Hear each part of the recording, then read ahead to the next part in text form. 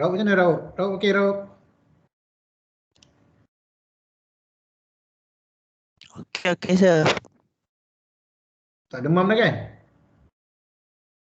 Dah tau. Alhamdulillah. Alhamdulillah. Saya pun anak saya baru selesai, baru settle. Tapi hari keempat dah negatif lah anak-anak saya. Yang saya kena kuarantin tu.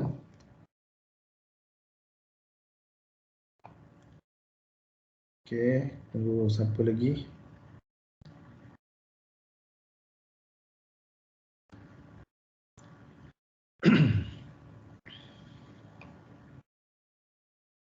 Berapa orang lagi? 4 orang ni.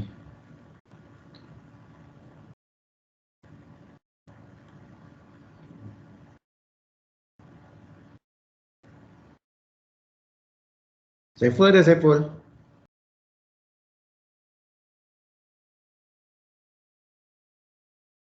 Saiful, Nasri.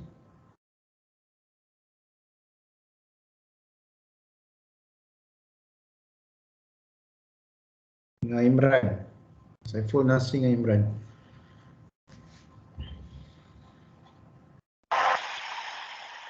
Handai. Hai, nyanyi pak.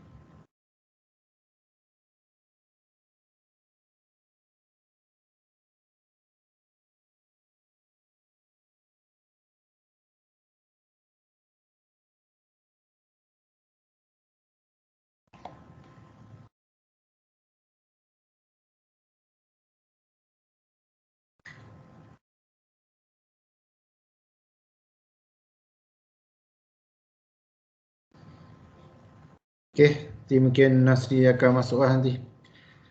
Okey, bismillahirrahmanirrahim. Alhamdulillah rabbil alamin wassalatu wassalamu ala asyrafil anbiya wal mursalin wa ala alihi washabihi ajmain. Allahumma aftah alaina hikmataka wanshur alaina min khazaini rahmatika ya arhamar rahimin. Rabbi israh li sadri wa yassir li amri wahlul 'uqdatam min lisani yafqahu qawli. Amin. Okey, hari ini sebenarnya saya nak skip satu topik iaitu berkenaan dengan turbine. Sebab turbine praktikalnya akan dibuatlah oleh grup awak kan, yang akan hantar pada minggu ke-16. Jadi hari ini saya akan skip ke unit 8, topik 8 iaitu internal combustion engine.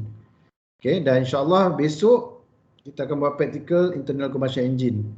Okey, cuma macam ni, besok petang saya ada mesyuarat jawatankuasa akademik. Jadi bila saya tengok dah jadual, besok kita boleh start praktikal awal lah, pukul 10.30. So petang tak ada lah. Macam mana awak rasa?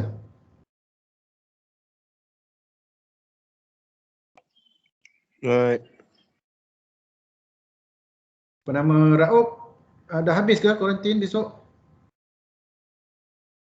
Tengah hari sir. Saya sempat ke kelas. Tengah hari. Tak apalah. Esok siapa yang ada dulu. Tak apa, yang mana yang tak buat lagi ni kita akan buat kemudian. Tapi yang mana yang ada esok, kita akan buat praktikal lah untuk internal combustion engine. Okay. Right. So untuk internal combustion engine, kita akan tengok dia punya nota. Notes dia punya slide semua ada dalam Teams. Buka Teams, ikut chapter and then buka files. Buka tab files. Dalam tu ada semua nota-nota ni. Okey, kita tengok sepintas lalu berkenaan dengan fundamental of internal combustion engine. Internal combustion engine ni adalah satu heat engine mana combustion ataupun pembakaran bahan bakar berlaku dengan oxidizer ataupun pengudaraan, misalnya udara lah, dalam satu bekas, dalam satu chamber. Okey, dia dalam, dia bakar di bahagian dalam. Okey, and then dia adalah daripada internal combustion engine ni, dia akan terhasil high temperature with high pressure. Kita boleh bayangkan macam yang kita tengok kompresor Swan tu. Kompresor Swan tu kita tengok dia punya piston tu dia kompreskan udara. Tapi untuk internal combustion engine ni, piston dia akan kompreskan fuel, campuran fuel dengan udara, dengan oksigen, yang menyebabkan dia terbakar, dan akan mengeluarkan asap lah, dia akan mengeluarkan asap. Jadi seperti mana dalam kompresor juga, kita tengok apabila piston dia tekan di dalam blok tu, so dia akan menghasilkan tekanan, pressure yang tinggi. Okay. So sama juga konsep dia dengan internal combustion engine, cuma di dalam internal combustion engine ni berlakunya pembakaran, combustion, pembakaran. Jadi daripada hasil pembakaran tu, tenaga yang terhasil akan menukarkan tenaga haba tadi kepada tenaga kinetik piston yang akan memusingkan cam.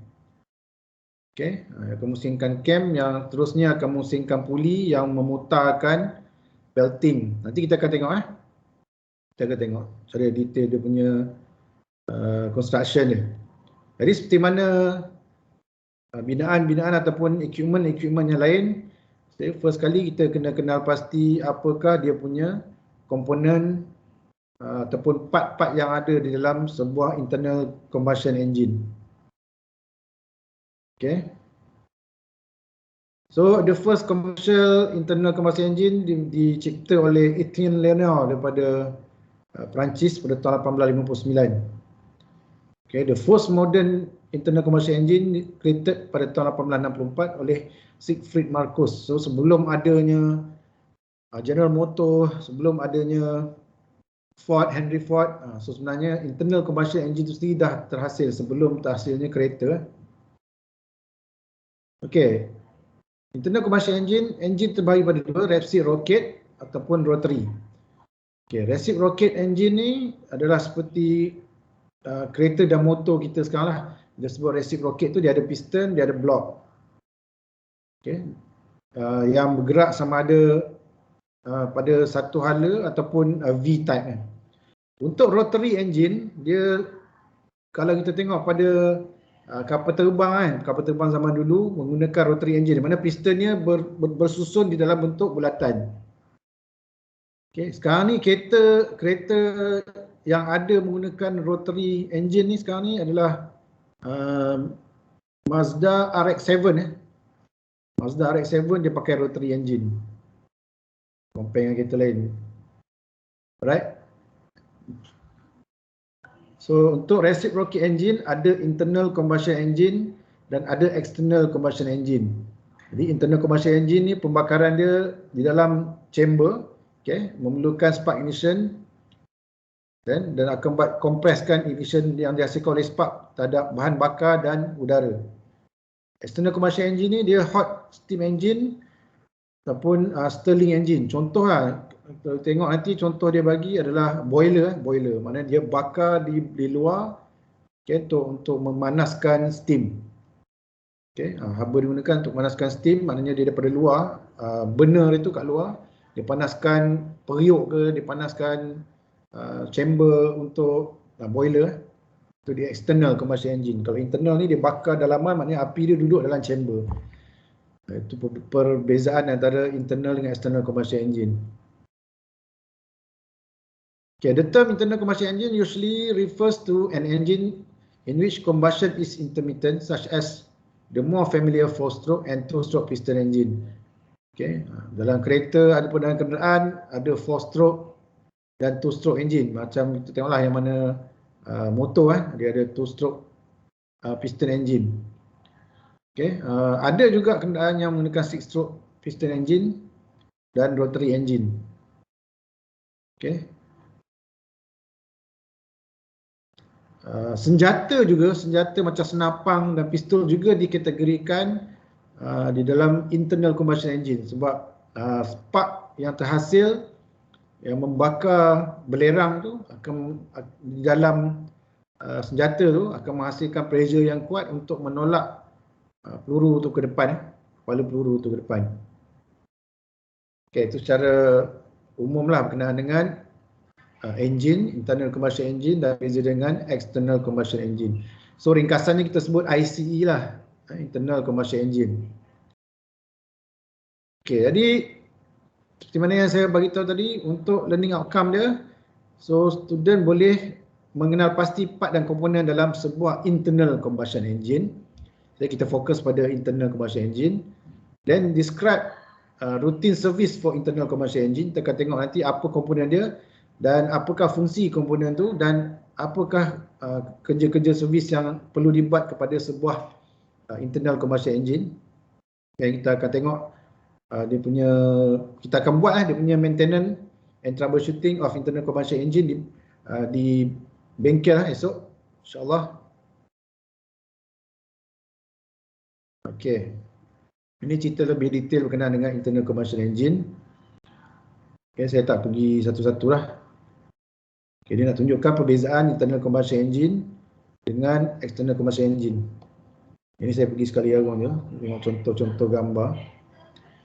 Okay, external combustion engine antaranya ialah lokomotif. Kalau awak tengok kereta api zaman dulu lah, dia bakar arang di bahagian luar untuk panaskan air. Air itu menghasilkan steam. Kemudian steam tu akan menggerakkan cam. Steam tu akan menggerakkan cam tu untuk memusingkan roda. Okay. So terus pergi kepada soalan pertama. Biasanya soalan ni akan ditanya dalam test juga. Apa itu internal combustion engine? So jawapan yang serata, yang sama dengan jawapan ni memang saya akan terima, tak ada masalah. Maknanya kalau awak faham, internal combustion engine ni adalah sebuah enjin yang menukarkan chemical energy daripada api dan daripada bahan bakar into bahan bakar dan oksigen kepada thermal energy yang akan menghasilkan kerja-kerja mechanical ataupun kita boleh juga kalau awak kata nak convertkan chemical energy into thermal energy which produce kinetic energy. Kinetic ini tenaga yang bergerak, pergerakan. Okay. In an internal combustion engine, combustion chamber is an integral part of the working fluid circuit. Maknanya dalam internal combustion engine juga dia ada satu chamber pembakaran, satu bekas yang terbakar di bahagian dalam. Okay. Okay. Type of internal combustion engine ni ada dua, iaitu kalau kita berdasarkan bahan bakar dia, sama ada enjin diesel atau enjin petrol. So, saya rasa tak ada isu. Enjin diesel ada kenderaan yang menggunakan enjin diesel, ada kenderaan yang menggunakan enjin petrol. Okey, kalau kalau kita nak bahagikan internal combustion engine mengikut jenis kitaran, dia ada auto cycle engine, diesel cycle engine dengan dual cycle engine. So yang ni kita tak pergi detail. Kalau kita belajar thermodynamics, dalam thermodynamics memang dia ada ajar auto, diesel dengan dual cycle engine. Sebab dalam thermodynamics dia nak tengok apakah bahan bakar tadi berputar, di mana complete cycle tu berputar, di mana tempat oksigen dibekalkan untuk membakar bahan bakar sama ada diesel atau petrol di dalam satu bekas, dan dia akan menghasilkan api, spark. Spark tu dibekalkan oleh spark plug, okay, yang akan membakar. Dia punya cycle tu berbeza sikit lah di antara enjin diesel dengan enjin petrol. Dan kalau kita bahagikan internal combustion engine mengikut stroke, dia ada 2 stroke and 4 stroke. Basically 2 stroke and 4 stroke. Dan kalau kita bahagikan mengikut bilangan silinder, okay, ada single cylinder, ada multi cylinder engine. Okay, multi cylinder engine ni pula ada banyak lah, ada banyak jenis. Ada twin, ada 3, 4, 6, 8 cylinder, 12 cylinder, 16 cylinder. Okay, so daripada berapa silinder ni, kita boleh dapat maklumat berkenaan dengan berapa valve. Kalau ingat lagi dalam kereta proton kita kan, kita proton saga mega valve. Mega tu maknanya 12 lah, 12 valve. So kalau macam kereta kancil yang kita akan tengok esok ni, okay, dia ada yang 9 valve, ada yang 12 valve. Okay, pada satu silinder tu ada dua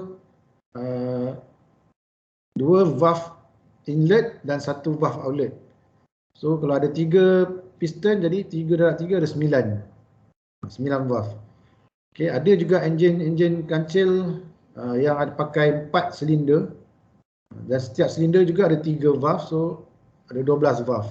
Itu jenis kalau kita bagikan mengikut number of cylinder dan valve lah, bilangan valve.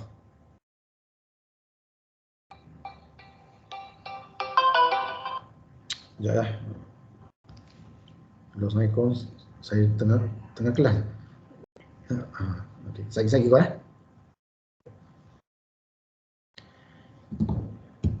Kalau kita bagikan pula mengikut jenis ignition, sama ada spark plug ataupun compression ignition engine. Kita tengok berdasarkan lubrication, ada dry sump lubricated engine, ada wet sump lubricated engine. Dry sump ni self lubricate piston. Kalau wet sump ni yang memang macam engine yang sedia ada lah, dia kena ada minyak engine lah, engine oil. Maknanya semua tu berada di dalam engine oil yang membakar. Engine oil itu bertindak sebagai lubricator dan juga bertindak sebagai penyejuk.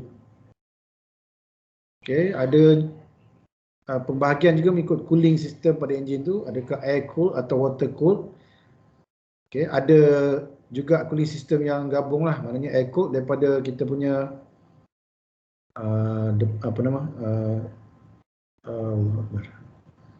radiator yang disejukkan oleh kipas. Di mana radiator tu membawa air dan coolant, air dan coolant untuk bergerak di sekeliling enjin melalui water jacket pada enjin. So water jacket pada enjin ni sangat penting. Tidak boleh berlaku sebarang crack lah. Okay, biasanya enjin ni kalau kita dia panas lah, dia panas. So kalau kita tak menjaga dia punya haba tu dengan baik, so dia boleh retak lah. Sebab enjin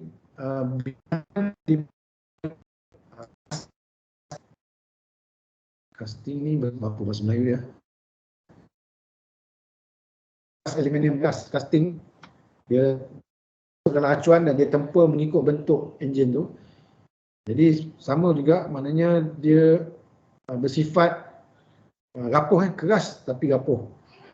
Okay, so dia mudah juga untuk retak sekiranya kita tak mengawal suhu pada enjin tersebut. Dan biasanya kalau kita tak jaga, yang ni yang saya pernah kena lah, pengalaman saya sendiri. Kalau kita tak jaga spark plug tu, maknanya pembakaran dia tak lengkap. So bila pembakaran tak lengkap, api yang terhasil tu sebenarnya akan menyebabkan enjin tu cepat panas dan akan menyebabkan silinder blok akan retak. Bila silinder blok retak sikit je, so air dalam water jacket tadi boleh masuk ke dalam ruang piston. So tu yang kata enjin jam so dia akan jam, dia akan stuck sebab dah ada air, and then dia kena buat overhaul balik. Kadang-kadang kita tengok apabila spark plug tidak berfungsi dengan baik, bunyi enjin tu dia lain sikit kan, dia bub kan. Maknanya instead of 4 piston bergerak, biasanya satu spark plug tu yang core tu dia akan menyebabkan pembakaran tak lengkap, so 3 je yang akan buat pembakaran lengkap. So dia tidak complete lah cycle dia untuk 4 piston, so dia akan jadi panas dan dia akan mengeluarkan bunyi lah. So bila pembakaran tak lengkap, walaupun panas tapi kereta atau kenderaan tu tidak dapat kelajuan yang sepatutnya lah. Dia memang tak boleh laju. Dan kalau kita tekan lagi, memang dia akan jam terus lah. Okey. Untuk jenis enjin kalau berdasarkan susunan valve, ada L head, I head, T head dan F head. Ini nanti kita tengok lah. Bentuk-bentuk macam mana valve tu disusun lah. 1, 2, 2, 2. Okay.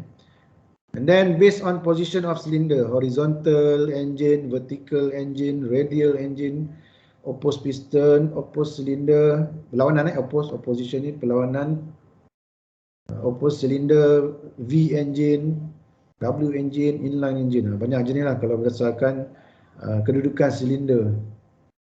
Okay, kalau kita tengok yang enjin tarik belakang tu, kalau kita perasan silinder dia sebaris tapi dia vertikal okay, dia menegak tu.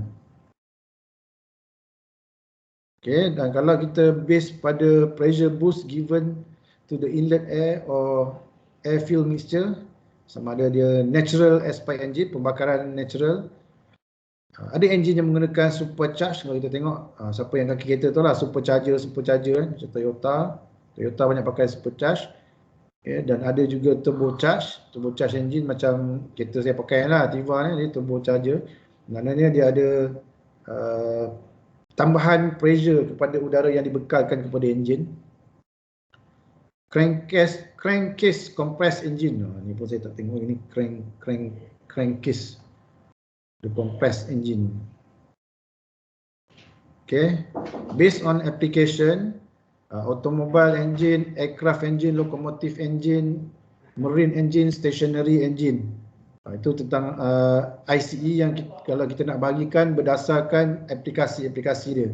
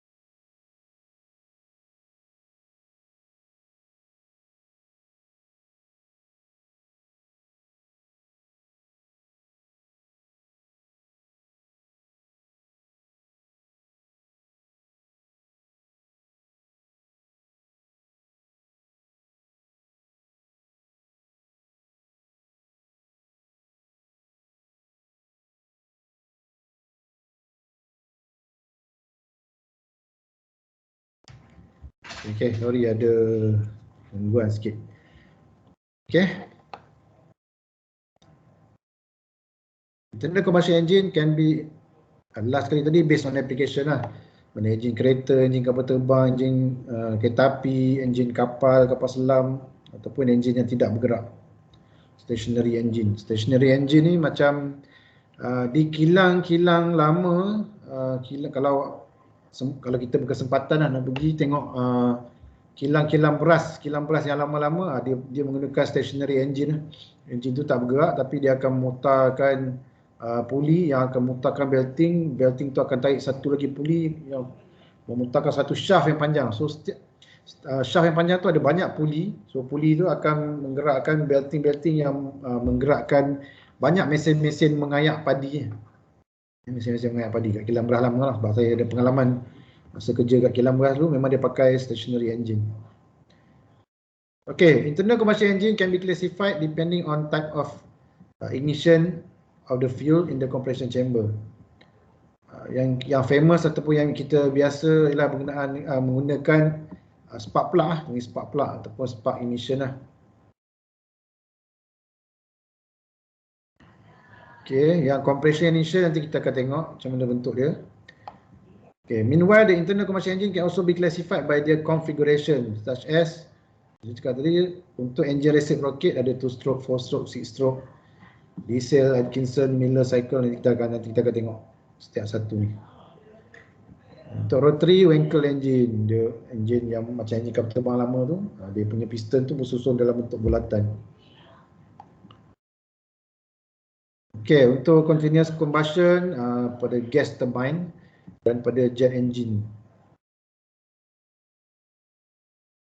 Okay. So exercise yang kedua. List down all type of combustion engine based on valve arrangement. So tadi kita tengok ada banyak jenis-jenis internal combustion berdasarkan valve, berdasarkan susunan ada banyak. So dia minta untuk listkan semua combustion engine yang berdasarkan susunan valve. Okay, valve tu susunan bentuk L, bentuk I, bentuk T, bentuk F. Ni boleh lah senang nak hafal ni kan. LIFT ataupun LITF, lift. Okey, untuk fundamental function operation, kalau saya cerita macam ni memang payah nak dapat. Okey, jadi kita akan tengok kita akan tengok video yang berkaitan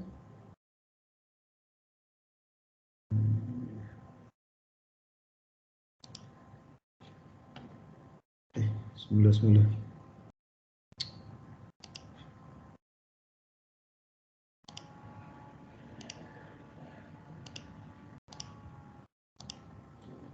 Okay, kita akan tengok video berkaitan dengan basic component of engine dan macam mana dia berfungsi. In this video, I explain you basic components of internal combustion engines. So here you see the various image of the internal combustion engine, and they have a lots of components. So we understand every component step by step by using this various animation. So first component is the cylinder. Okay, so nanti biasanya dalam soalan masa praktikal nanti pun lah saya akan tanyalah apakah basic komponen yang ada pada internal combustion engine. So dia terangkan satu persatu kat sini. So besok kita akan buka, kita akan tengok. So cylinder is a heart of an engine in which fuel is burnt and the power is developed. So inside the cylinder, the combustion of the fuel takes place. A cylinder in an IC engine have to withstand very high pressure and temperature because the combustion of the fuel is carried out within the cylinder. Okay, silinder ataupun bahagian mana piston tu bergerak dia adalah heart of the engine, di mana pembakaran dan penghasilan tenaga berlaku kat dalam combustion silinder dia. Okay, so apabila pembakaran dan high pressure, so dia kena tahan lah. Silinder ni mesti kena tahan high pressure dan high temperature. Jadi apakah material yang digunakan untuk membentuk silinder? Apakah bahan logam yang digunakan? So nanti kita akan cari okay, apakah bahan logam yang digunakan. Macam saya cakap tadi, sama ada cast iron atau aluminium cast atau iron casting. So here I show you this image of the cylinder. Inside the cylinder, the combustion of the fuel takes place. And due to this combustion of the fuel, the high pressure and high temperature is created inside this cylinder. And this is the cylinder head or a cylinder top. Now this is the piston. Inside this cylinder, the piston is reciprocate from TDC to BDC. So I hope you know the meaning of TDC to BDC. It is a top dead center and bottom dead center. If you Dia tak tunjuk situ, tapi dia terangkan bahawa piston tu bergerak antara bottom dead center BDC, cakap BDC, dengan top dead center. Maknanya bottom dead center ni nama tempat ataupun lokasi titik yang paling rendah dia turun, dan upper dead center ataupun top dead center ni kawasan yang paling tinggi lah dia turun. So dia ada dia punya jarak dia bergerak antara TDC dengan BDC. don't know the various terminology of IC engine, then I request to visit the playlist, or a link for this terminology video is provided in the I symbol from the top right screen. You can visit it or you can watch it. So therefore cylinder must be cool. Why we need to cool the cylinder? Because there is a very high temperature and pressure inside that, and due to these high temperatures there is a possibility of that the sticking of the cylinder and piston takes place. To avoid this phenomena, or the due to high temperature that is a bending possibility of the pistons and the cylinders, so they may be need to cool, and it may be air cooled in a. Okey, jadi apabila silinder ni perlu menahan pressure dan haba yang tinggi, temperature, high pressure and high temperature. Jadi dia mesti disejukkan. Kalau di motosikal biasanya diguna air cool lah. Kalau masih ingat lagi saya tanya masa buat practical kompresor itu, kenapa ada sirip-sirip yang banyak pada piston block. Okey, kenapa ada sirip banyak piston block? Dia konsepnya sama, ialah untuk meriliskan haba dan memberi lebih banyak ruang permukaan bersentuh dengan udara luar supaya dia lebih cepat sejuk. Okey. Kalau dalam motosikal dia guna air cool lah, maknanya udara dia bergerak, udara daripada luar tu tiup lah untuk sejukkan. Tapi dalam kereta dia menggunakan water cool ataupun coolant cool. Coolant cool engine. Tapi sekarang ni pun kalau tengok motosikal yang moden yang baru ni dah ada cooler juga. Okay, untuk menunjukkan piston sebab memang dia menghasilkan high pressure and high temperature untuk dapat kelajuan yang tinggi kan. So motosikal yang baru ni semua dah ada cooler. The case of low capacity engine in two-wheelers. So in our bike, the cylinder is cooled by using the airs. So outside of these cylinders, the fan is provided that you see into our bike engines, and or water cool in a case of the high capacity engine like as a car and truck. So in our four-wheel or a car, the water cool engine is provided because it's produce the more heat. So because water is specific heat of the water is higher, so water is able to reject the more heat compared to the air. That's why for a high capacity engine, the engine must be the water cool. And to prevent the wearing of the cylinder block, because of the reciprocating moment of this piston, there is a possibility of that something wear takes place of the cylinder surface. Okay, so to avoid the wearing of the cylinder, we provide the one sleeve inside the cylinder. So here I show you this top view. This is a top view of the cylinder. Okay, and the piston is moving inside this. Oh, iklan. We're standing here directly at the border between Ukraine and Moldova. Okay.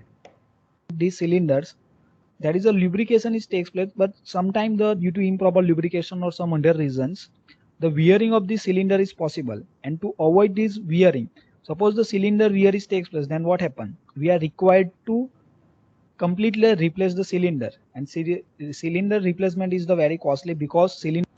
Okey, apa saya ringkaskanlah apa dia cuba cakap sini. Apabila ada pergerakan di antara piston di dalam silinder, jadi dia akan bergeser kan, dia akan berlaku pergeseran. So kalau kita biarkan berlaku pergeseran yang lama kelamaan dia akan wear, dia akan haus. Jadi dia ada satu lapisan sleeve di bahagian dinding dalam silinder tu. So ada lapisan sleeve yang mana juga bertindak sebagai pelincir, okey,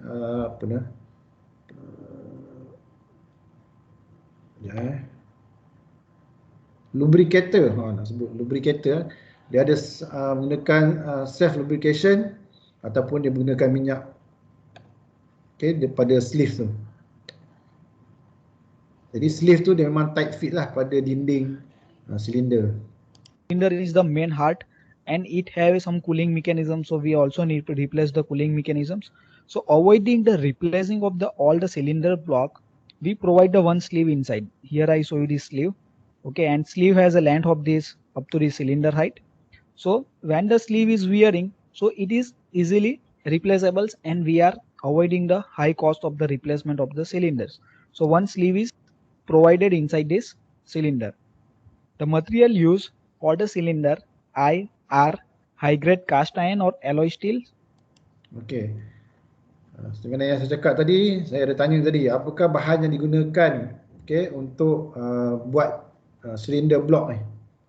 Okey, so untuk bahan yang nak tahan pressure dan temperature yang tinggi, so dia menggunakan high grade cast iron lah. High grade cast iron ni sebenarnya depends pada kandungan iron besi, iron dan carbon di dalam dia.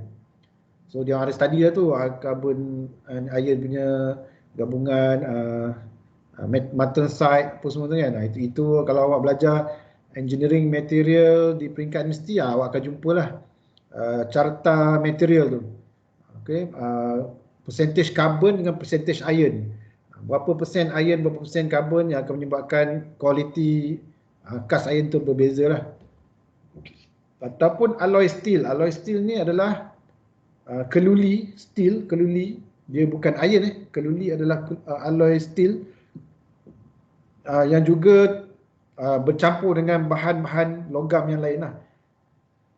Okay, so kita boleh guna cast iron atau alloy steel. Biasanya kalau kereta yang untuk Subaru, kalau kita tengok kereta racing Subaru, dia nak pastikan enjin dia tahan tapi ringan. So nak ringan tu yang dia buat enjin tu, dia punya binaan enjin ni termasuk dengan silinder adalah daripada aluminium alloy. Aluminium dia ringan. Tapi itulah walaupun ringan tapi dia tak boleh menandingi cast iron ataupun alloy steel lah. Maknanya dia taklah tahan selama cast iron dengan alloy steel. Okay, kalau diberikan pressure dan high temperature untuk racing, dia akan cepat kena tukar baru lah. Okay, sebab dia akan dia akan bengkok kan. Aluminium dia senang cair, dia mudah cair. Tapi untuk menguatkan aluminium tu dia tambahlah bahan-bahan bahan-bahan logam yang lain lah. Sebab tu apabila gabungan satu bahan sama ada steel atau aluminium dengan bahan yang lain, dia sebut bahan tu sebagai alloy. Okay, alloy. Nanti kalau awak masuk universiti ni, kalau awak ambil mechanical engineering, akan belajar material lah, dia akan cerita lah alloy, lepas tu cast iron punya quality. Okay. Selain daripada kereta Subaru, biasanya kapal terbang juga menggunakan aluminium alloy. Contohnya di SAM, Singapore Aerospace Manufacture di Juru, adik saya kerja situ. Dia orang buat machining untuk casing engine. Bahagian luar engine tu, casing tu memang menggunakan aluminium alloy sebab dia tahan dan ringan. Dia ringan. Buat kat terbang dia tak boleh berat-berat kan. Tidak, tak naik lah. Okay.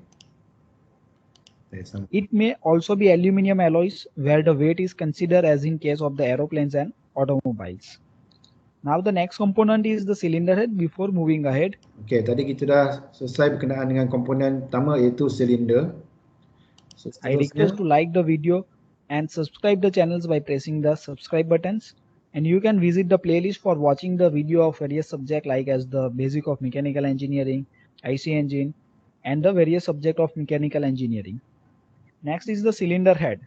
So you can understand from the name, head. So in our human body, head is at the top portion. So similarly, cylinder head means the upper part of the cylinder is known as the cylinder head. Okay. So this is the upper part. It is known as the cylinder head. Okay. Jadi bahagian atas silinder ada satu komponen yang lain yang dipanggil cylinder head. Bukan cylinder head. Cylinder head yang mana kalau ikut badan tu, cylinder head ni letak di bahagian paling atas lah. The function of the cylinder head is to seal the top end of the cylinder. Okay, function dia untuk menutup lah top end of the cylinder tu. This top end of the cylinder is the packed by using this cylinder head, and it is provide a space for a valve mechanisms, spark plug, fuel injector. Okay, jadi di cylinder head ni lah terletaknya komponen-komponen yang lain seperti dia ada valve, tempat berlakunya campuran bahan api dengan oksigen dan di tempat dicampur, kemudian spark plug yang untuk bagi initial spark, percikan api supaya bahan bakar tadi boleh terbakar bila campur dengan oksigen. Nanti kita akan tengok dia punya simulasi. And it's extra. And the cylinder head is made of the cast iron or a aluminiums. So later on we understand what is the valve mechanisms, what is the spark plug, and what is the fuel injectors. Now next is the piston and okay, komponen seterusnya di dalam silinder, tadi bahagian atas silinder. So di dalam silinder tu yang bergerak adalah piston lah. Dan piston ni untuk membantu juga lubrication. So dia nak mengelakkan juga geseran, so dia pasang piston ring. Okay, nanti So di bahagian cylinder head ni, piston dia akan beroperasi di sebahagian atas cylinder head tadi, di mana valve dan spark plug serta injection dan fuel injection akan bertindak balas untuk menghasilkan api dengan pressure dan kepanasan yang tinggi yang akan menolak piston ni ke bawah semula. Dan apabila dia berlaku berulang-ulang kali, so dia akan memutarkan camshaft crankshaft ni akan memutarkan shaft, yang mana shaft ni apabila pembakaran tu lebih kuat dan lebih banyak, lebih laju lah shaft ni akan putar. Shaft ni lah yang memberikan sumber pergerakan kepada puli yang memutarkan belting untuk sekeliling enjin yang menyebabkan kereta kita bergerak lah. The piston ring. So in this image here you seeing that this is the piston, okay, and the piston ring. So here I show you the separate image of the piston. So this is the piston, and the piston is making the hollow, means this bottom side is the hollow. The function of the piston is to transmit the gas force to the connecting rod. Okay. Daripada piston head ni, dia disambungkan kepada connecting rod, di mana connecting rod dipasang pada camshaft yang memutarkan shaft. And then after it is transferred to the crank. So this is the piston, this outer part is the cylinder, and here the combustion of the fuel takes place. And due to this combustion, the gas is applied some force onto the piston, and piston is moving in downward direction, and the force of this gas is transmitted to this crankshaft through this connecting rod and through the crank. So nak tunjukkan basic operation yang berlaku lah apabila combustion ataupun pembakaran berlaku. So high pressure dalam gas yang terhasil dari pembakaran tu akan menolak piston ke bawah melalui connecting rod yang dipasang pada crankshaft. So dia akan berputar. Itu dia kita akan tengok untuk susunan crankshaft dan piston yang berbeza-beza. Okay, untuk 9 valve, 12 valve, 16 valve berbeza. And then untuk valve ni adalah di mana tempat dia kompreskan udara dan fuel bahan bakar. Dia ada sama ada satu masuk dua keluar ataupun dua masuk dua keluar. Nanti kita akan tengok cara detail lagi. So yang ni saya nak tengok komponen seterusnya. So I've got my essay written and I've been working on it for about a week. So now I'm going to show you how I use Grammarly to edit. Okay, so here's my essay. It's slide. Sekejap, saya dapat video stop working. Masih boleh nampak video ke? Masih boleh dengar ke? Boleh. Oh, boleh sebab saya dapat mesej dia kata video stop working pula. Okay, tak apa. Inside the cylinder, the piston is sliding inside the cylinders in up and down motions. Usually the pistons are made of cast steel and aluminium alloy steels. It requires strength, and these are made of hollow because only the one face of the cylinder side is the working face. Only the one side of the cylinder face means this is the top surface is only the working. Okay, so untuk mengurangkan lagi berat dia, mengurangkan lagi berat untuk piston ni, so dia adalah hollow. Hollow ni maksudnya kosong di bahagian tengah, di bahagian tengah bawah ni kosong. Okay. Sebab yang bekerja adalah di bahagian atas piston. So yang bahagian bawah ni dia hanya nak connectkan pada connecting rod je. That's why it is make the hollow, because it's if we make the complete solid, then its weight is increased and it's reduce the our work produce. So this piston is moving inside the cylinders from TDC to BDC. Now the next component is the piston ring. So piston rings are made of cast steel and I provided to prevent the leakage of gas to the crankcase. And upper rings are called as the compression rings. So generally the piston ring, how many piston ring is used? This question is asked in lots of interviews and examinations. So in a piston minimum 3 ring are used. Okay. So in this slot you see that there is a 3 slot is provided inside this piston. Okay. So in this slot the piston rings are fitted. Okay, ada 3 slot, 3 longkang sekeliling piston ni. Okay, bahagian atas dia akan pasangkan piston ring untuk mengelakkan bahan bakar ataupun gas yang terhasil daripada bakar daripada masuk ke bahagian bawah piston. Kemudian yang bahagian ring yang bawah yang tengah tu adalah untuk lubrication lah. Maknanya dia bergerak dalam minyak, so dia akan lubricatekan, dan minyak apabila pergerakan tu berlaku, minyak yang lebihan dia akan keluar dekat silinder, lubang-lubang kecil pada silinder. And the upper ring is known as the compression ring because it's avoid to supplying the gas chambers. Okay, And this is the piston ring, and it is generally made of the cast steels. okay, piston. Okay, so this type of the piston ring is used. Okay, kita tengok apa lagi. Next is the gudgeon pin or a piston pin. So it is the pin joining the small end of the connecting rod and the piston, and it is made of hardened steel by the forging process. Okay, so piston disambungkan kepada connecting rod dengan dia panggil piston pin lah, gudgeon pin. Okay, ni simple tak ada apa. Jarang kita nak buat servis pada piston pin ni ataupun gudgeon pin ni. Say connecting rod.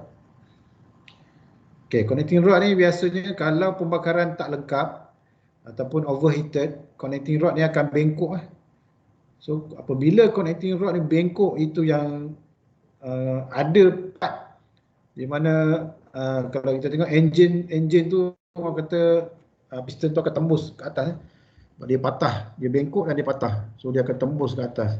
Itu yang selalu berlaku lah kalau pembakaran tak lengkap, lubrication tak lengkap, ataupun overheated lah. Kalau kita bagi boost yang terlalu tinggi, so dia akan patah lah rod ni. Okay, so this gudgeon pin or a piston pin is connect the piston to the connecting. So saya nak tekan kat sini, nak bagi faham lah kan. Ukuran dimension bagi setiap komponen ni memang kena tepat lah. Dia tak boleh lari sikit pun antara komponen, sebab piston ni bergerak dalam silinder.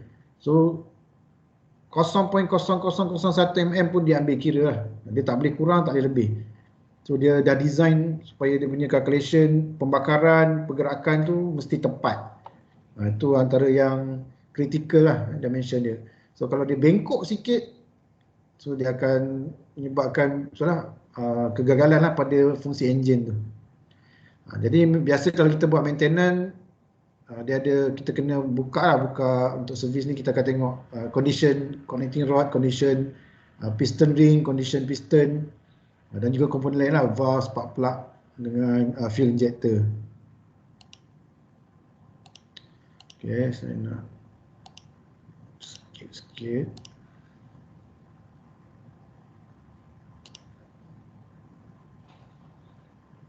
Is rotate towards the axis of the crankshaft and cause the connecting rod to oscillate. Ada siapa-siapa tahu tak bahasa Melayu untuk crank? Pernah dengar tak? Crank bahasa Melayu dia? Tak tahu sir. Saya pernah dengar tapi lupa. Tahu. Crankshaft kita dah dengar kan, bila orang sebut main kereta ni crankshaft kan. Dia ada camshaft, dia ada crankshaft.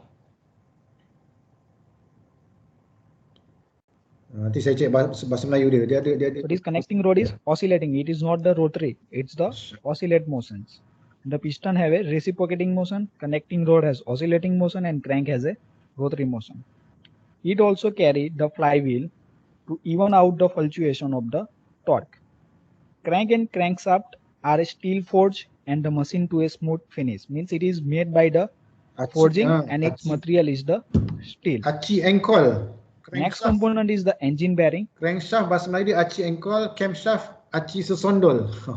Itu bahasa Melayu dia. Kalau belajar, kalau jumpa perkataan aci kan, aci tu shaft lah. Aci tu shaft, and then aci engkol crankshaft, aci sesondol camshaft. The crankshaft is supported in a main bearing which are lubricated. So this crankshaft is supported by using this bearing. And the function of the bearing is to facilitate the smooth motions to the crank. Okay, ada engine bearing pada connecting rod dengan crankshaft tadi. So bila ada bearing, memang itu kerja kita lah untuk tukar bearing lah kalau ada apa-apa faulty berlaku. crankshaft and main bearing are set in the crankcase. Crank. That's why it is known as the crankcase. And inside the crankcase, the lubrication oil is provided. The bottom of the engine is closed. Okay, crankcase ni sebenarnya bahagian bawah enjin yang menutup lah semua part untuk crankshaft. Okay, so bahagian bawah tu, sebenarnya bawah sekali dia ada oil sump. Oil sump ni tangki minyak enjin tu. Okay, lalu kita buka dia punya nut kat bawah tu untuk dischargekan lubricating ataupun engine oil. Sebelum kita nak gantikan dengan yang baru kan.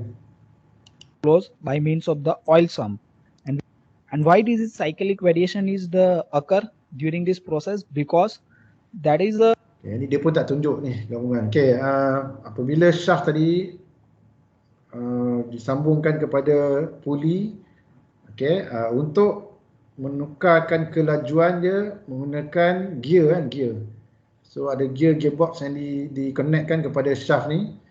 So untuk memastikan gear tadi dapat berfungsi pada ratio yang berbeza, nisbah yang berbeza, kena ada flywheel lah.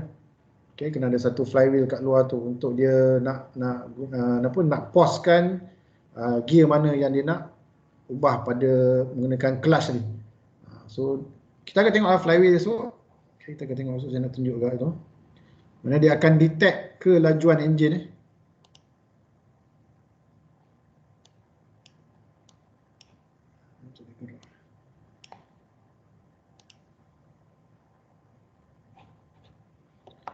Okay, valve and valve mechanism. Kita pergi cepat. all are operated by cam mounted camshaft. At the half the Valve, apa lagi ada? Spark plug. engine, because for a initial combustion of the petrol Iklan lagi. Alah, slow ni. air, and it's also meter it before sending into the induction systems of the engine. Okay, carburetor adalah satu kompartmen sebelum dia hantarkan minyak dengan bahan bakar dan udara, okay, ke dalam tempat pembakaran. Jadi ada satu tempat carburetor di mana kita boleh adjust dia punya bukaan lubang angin dan bukaan minyak. Kalau motor, tapi kebanyakan kenderaan sekarang dah tak pakai carburetor lah. Okay, dia pakai fuel injection kan. So yang tu lebih mudah untuk kontrol lah. Kita boleh kontrol menggunakan computerized. Dia guna komputer. Tapi kalau enjin yang lama-lama dia pakai carburetor. Enjin yang esok kita nak buka masih menggunakan carburetor. So carburetor ni kita biasalah kalau kita tengok orang servis motor sekalipun dia akan buka carburetor dan cuci dengan petrol untuk membuang karat ataupun membuangkan sisa-sisa minyak ataupun besi yang termasuk dalam tu. Okay, fuel injection is earlier used in diesel engine, but right now the petrol engine is also come with the fuel injector pump. Means in a latest petrol engine there is no need of the spark plug because of the petrol is also injected. In earlier case only in a diesel engine the diesel is spray inside the cylinder, but right now it is also used in petrol engine, means distributed inside these cylinders.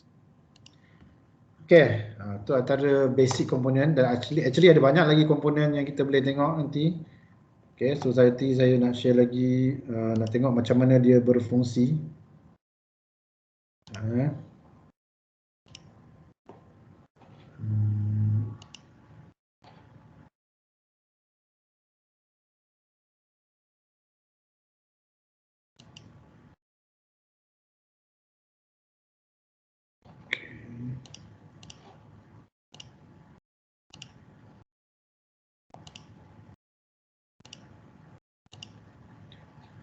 Kita tengok salah satu daripada video yang menunjukkan macam mana apakah yang berlaku di dalam combustion chamber dan bagaimanakah piston rod, air connecting rod, camshaft bergerak. Have you ever wondered how a car engine works? Even as someone who works on cars and engines in my free time, I wasn't completely certain of the whole process. I wanted to know exactly what was happening inside my engines since they have such a great impact on my life, and probably yours too. I mean, most of us drive cars powered by an internal combustion engine, so why not learn how it actually works? Before I get into it, this video is sponsored by Mosaic Education, and I want to say thank you for providing the animation in this video. Now let's get into it. The process all begins with a starter motor, which is essentially just an electric motor that, through a chain of gears, causes the internal parts of the engine to begin to rotate. The starter is connected to your car battery and your ignition cylinder so that when you turn your key, it sends an electrical current to the starter motor, which allows it to spin, causing the engine to crank over. Once the engine is running, it begins pulling air and gas in through the intake manifold for combustion in the cylinders. In older cars, a carburetor would control the air-fuel intake ratio.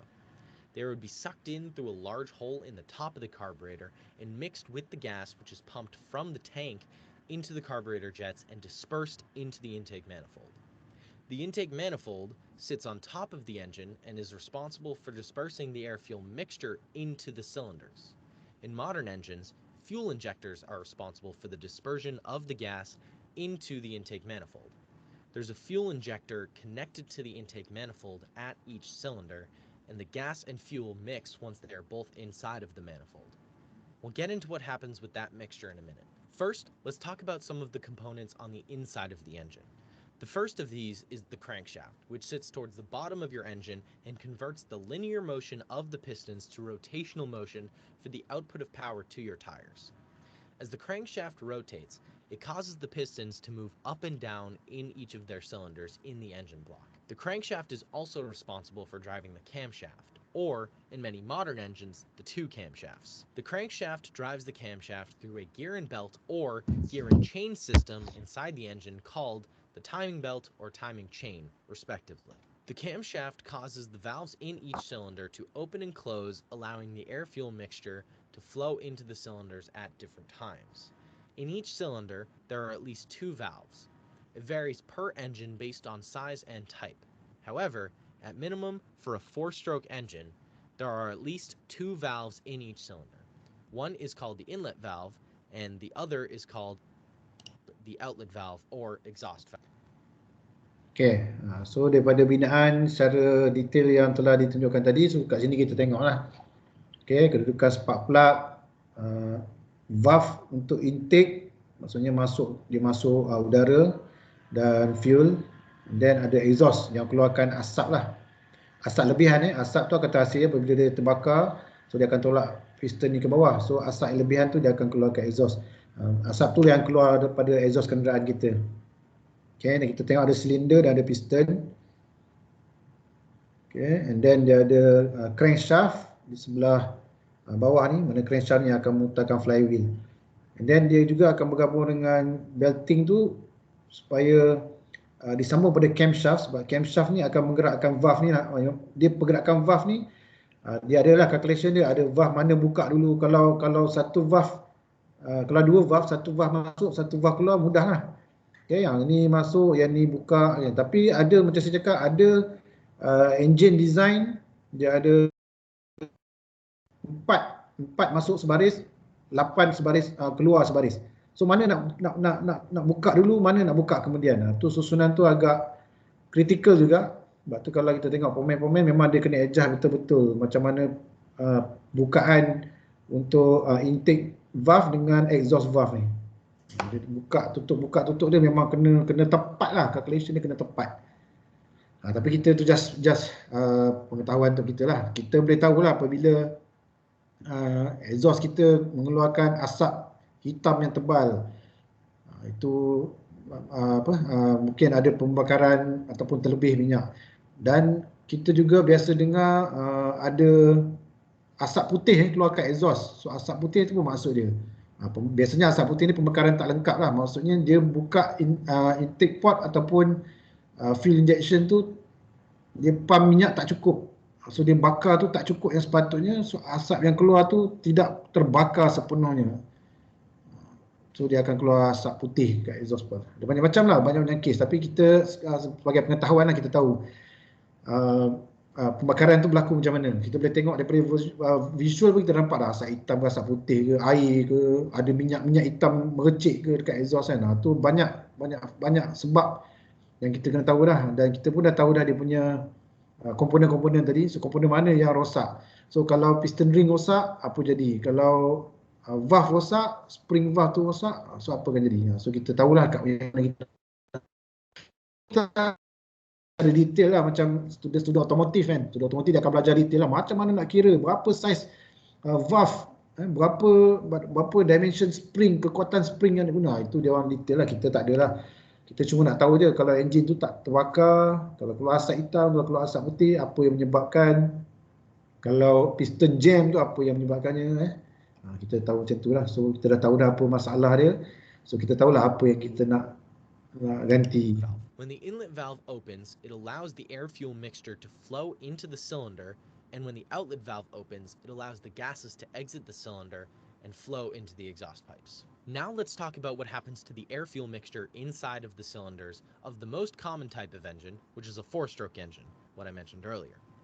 A stroke is one full up or down stride in the motion of a piston. Okay, apa yang dia kata berkenaan dengan 2-stroke, 4-stroke. Dia nak ceritakan dengan 4-stroke. Yang ni dia cerita pasal 4-stroke, tengok. Inside the cylinder. So that means in a 4-stroke engine, a piston will complete 4 strokes in one full rotation of the crankshaft. Let's take a closer look at one cylinder to observe the 4 different strokes. The first stroke is called the intake stroke. As the piston moves down, the inlet valve opens, allowing the air-fuel mixture to flow into the cylinder. Okay, stroke pertama. Okay. So, the second stroke in the process is called the compression. Inlet port akan membekalkan, inlet port ni sama ada daripada fuel injection ataupun daripada carburetor. So dia akan bekalkan bahan bakar. Okay, dia akan spray ke ataupun dia akan tolak bahan bakar ke dalam chamber. Maksud tu piston duduk di bawah. Okay, ni stroke pertama. Stroke ni stroke lah pergerakan ni. Okay, stroke 1 bawah. Stroke 2, stroke 3, stroke 4. Okay, kita tengok. Compression stroke. This is when the piston moves back up, compressing the air-fuel mixture, creating more pressure inside the cylinder.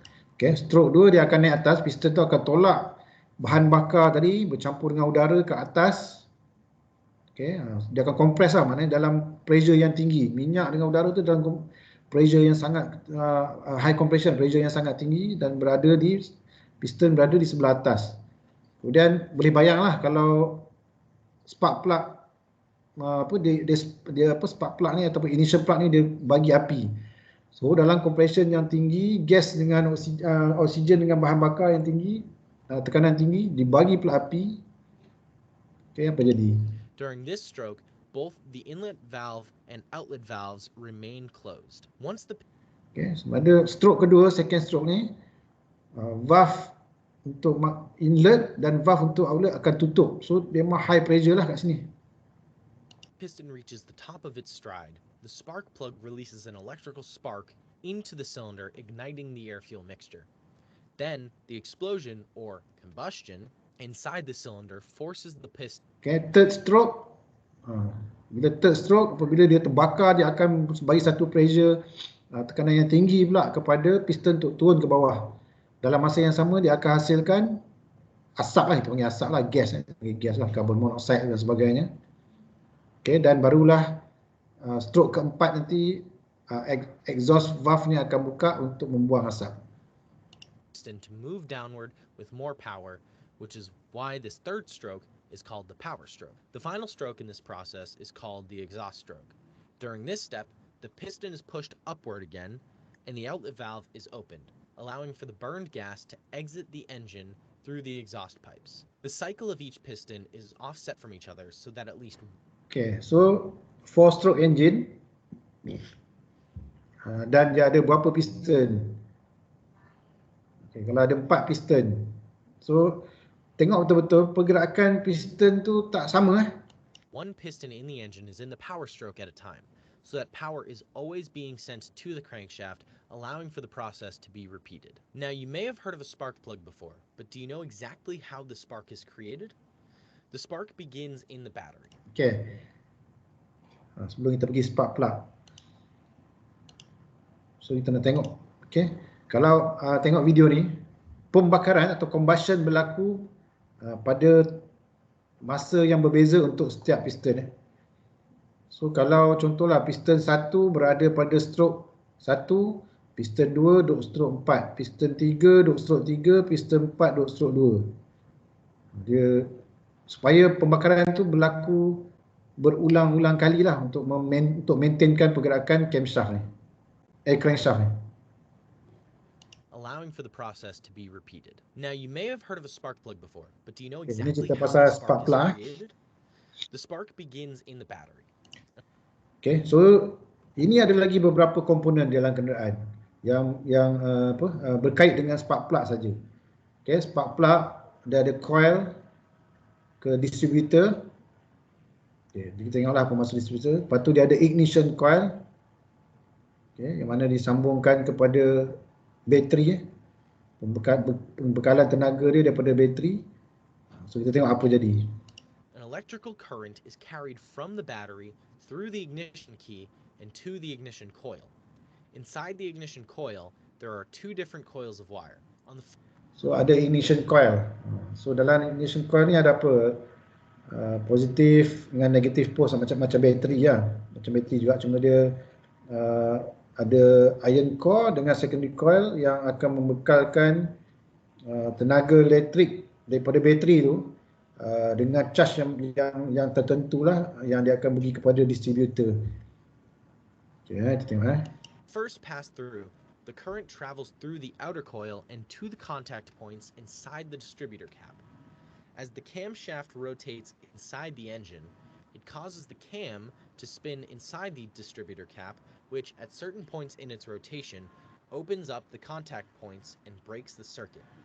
While this happens, the current is sent back through the ignition coil, this time on the inner coil, and travels to the rotor inside of the distributor cap. So dalam distributor ni dia ada macam switch lah, dia ada switch. Apabila dia berputar, ada ketikanya switch dia on, ada bila dia berpusing kan, dalam camshaft tu berpusing, ada ketika dia on, ada ketika dia off. Okay. Bila dia on, dia akan bekalkan elektrik daripada ignition coil tadi kepada distributor tu, akan masa dia on tu dia akan bekalkan tenaga kepada spark plug untuk menghasilkan spark. Bila dia berputar, bila dia off, so tenaga elektrik akan patah balik pada ignition coil. So spark plug tu tak menyala lah. So dia akan berulang-ulang kali lah. As the cam spins, the rotor also spins and comes in contact with metal connection points inside the cap called the distributor points. So ini bahagian dalam distributor, dia ada contact point lah. Maksudnya switch ni bila sentuh dia akan on lah. So bila dia on, dia akan hantarkan tenaga elektrik melalui coil, kabel, dia panggil kabel plug kan. Kabel plug tu, coil plug tu ke spark plug. So bila dia ada elektrik, dia akan terbakar lah di ignition spark plug tu.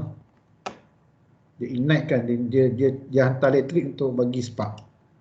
When the rotor connects with the distributor point, it transfers the electrical current through that point, which is connected to the spark plug inside the cylinder through a thick wire. From there, the spark is sent to the end of the spark plug, where it will ignite the compressed gases, causing the power stroke in the cylinder. So, that is pretty much everything you need to know about how an internal stroke in the plug, where it will ignite the compressed gas with the distributor point. It transfers the electrical current. Rotor also coil. This opens up the contact points and breaks the circuit. While this happens, you know exactly how the current is carried from the battery. So sekarang kita dah tahu dah, okay, dari mana spark plug tu dapat dia punya sumber tenaga elektrik untuk dia menghasilkan spark, menghasilkan percikan api. Okay, main dia daripada bateri. Apabila dia masang litar yang lengkap tu, iaitu apabila kita on switch kereta lah, dia akan datang litar yang lengkap pada ignition coil. Ignition coil ni seumpama dia panggil apa lah, part of bateri. Bateri ni main untuk semua, tapi bateri untuk spark plug adalah ignition coil. Ni bateri untuk spark plug lah, khas untuk dia. So dia akan bekalkan tenaga elektrik kepada distributor, dan bila rotor ni macam kipas lah dalam distributor tu berputar dan bersentuh dengan contact point pada distributor ni, dia ada biasanya distributor ni dia ada 4. Ikut bilangan piston. Kalau ada 4 piston, so dia ada 4 lah kabel coil, distributor coil. So bila dia bersentuh dengan contact point, so dia akan bekalkan elektrik pada spark plug untuk dia menyala. So apabila dia bekal tu complete lah litai lengkap. So ada waktu ketika dia bersentuh, ada waktu ketika dia tak bersentuh. So kita pernah tengok lah, okay, macam saya cakap tadi, ada ketika spark plug tu daripada 4 spark plug 3 je yang berfungsi, 1 tak berfungsi. Maksudnya kemungkinan kabel dia rosak, kabel yang hantarkan plug. Yang ni pun saya pun biasa berlaku, kabel rosak, kita ganti kabel ke spark plug, okey, maknanya dia distribute current cukup. Ataupun distributor tu sendiri akan rosak, so dia tak boleh nak charge. Okay, ini pun biasa berlaku. Yalah, benda mechanical kan, dia berputar, rotor tu berputar. So benda mechanical ni dia boleh haus dan dia boleh rosak. So kita tengok apabila spark plug tak menyala, maksudnya ada masalah. Biasa kita akan cakap bateri kong. So tak semestinya lah, sekarang kita dah tahu tak semestinya bateri kong. Boleh jadi ignition coil sendiri pun dah rosak ataupun distributor dah rosak. Biasa kalau kita hantar ke kedai foundry, bukan kedai foundry, kedai yang repair aircon lah, dia orang tahu lah.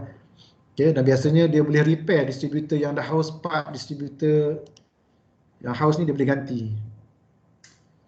Okay. Itu distributor.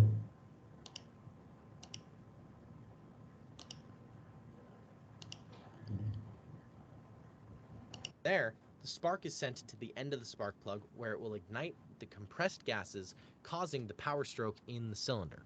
So, that is pretty much everything you need to know about how an internal combustion engine works. This means you're basically a mechanic now. Congrats! Okay. So kita dah kenal lah komponen-komponennya daripada sebuah internal combustion engine, komponen basic.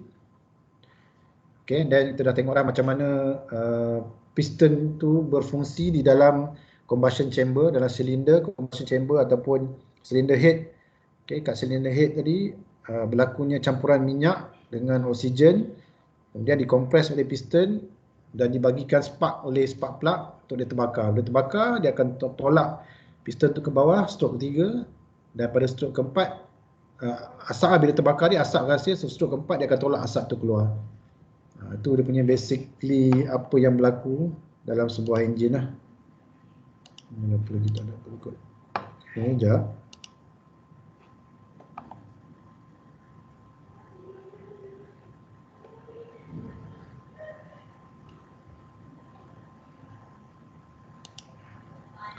Saya nak tunjuk yang lebih.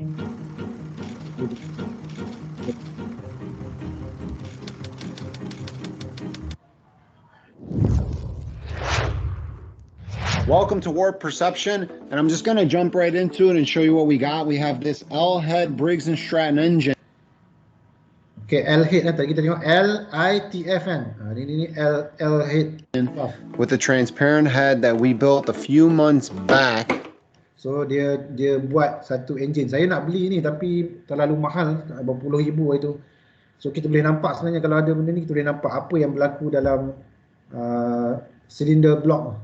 Cylinder head, cylinder block tu apa yang berlaku. Macam mana piston tu bergerak, macam mana api tu membakar di dalam cylinder head. Good job, Maddie. Wow, it looks great. Yes. How old are you, Maddie? 2. You're 2. 2. 2 years old. Thank you. Your turn. My turn? Yes. Okay, thank you. For an ultra high speed shoot that we were doing for vision research. Now we were showing the combustion process from rich to lean in ultra high speed or ultra slow motion.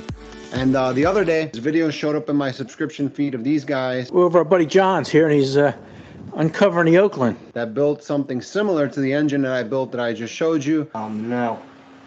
Broke. So part atas cylinder block ni, cylinder head dia buat dengan perspex. Perspex ni ataupun plastik yang keras ni. So kita boleh nampak apa yang berlaku. Ni kita tengok. Flywheel. That's it for that. And it reminded me of those clips. Now we're going to burn a few different types of fuel. The first one is going to be straight gasoline. Okay. Dia nak tunjukkan apabila bakar enjin yang bakar bahan bakar yang berbeza, so akan menghasilkan mungkin pembakaran dan asap yang terhasil tu berbeza. Dia nak tunjukkan itulah perbezaan bahan bakar. Tapi kita nak tengok apa yang berlaku semasa terbakar.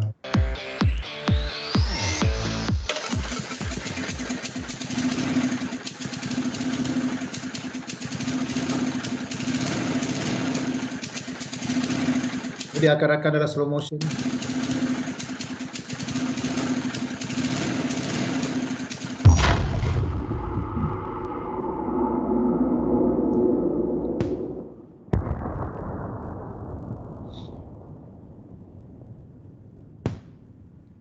Okay, stroke 1, stroke 2, stroke 3 terbakar, stroke 3 terbakar, dan stroke 4 dia akan tolak balik asap. Dia akan tolak asap keluar. Valve outlet ni inlet.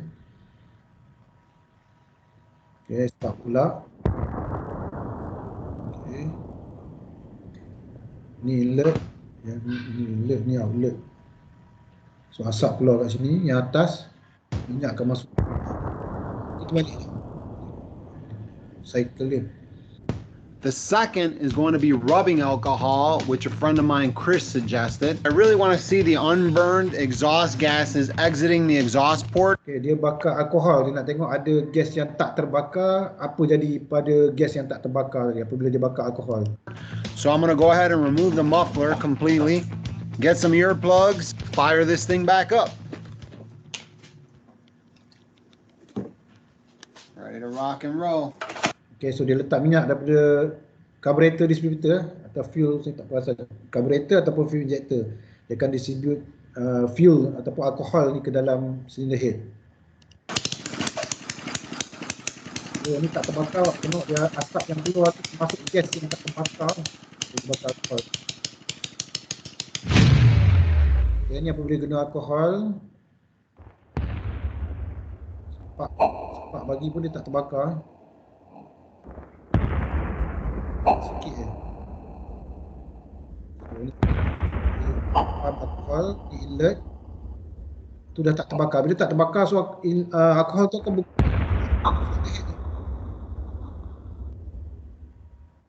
so, macam mana dia lemas lah, dia lemas. Macam mana api dia tak terbakar dengan sempurna. Itu dia nak tunjuk lah, kalau pakai alkohol. The cylinder and cleaned up some of the soot from the gasoline. And interestingly enough, it was really weird because it's like the cylinder was full of liquid, wasn't even vaporized, and the spark was still igniting it enough to push the piston down and run the engine. So it was kind of interesting. Now, for this one, I'm actually going to put some safety goggles on because I've had some bad past experiences with the acetylene.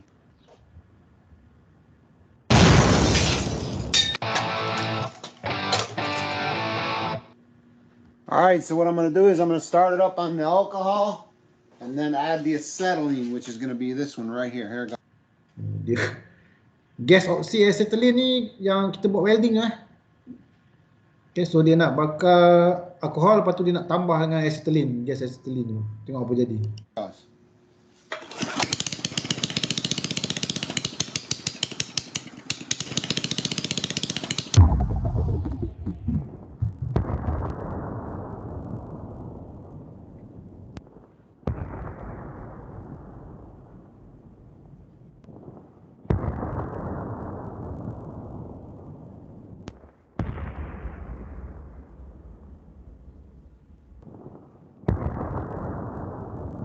So of course dia akan terbakar lah pasal acetylene.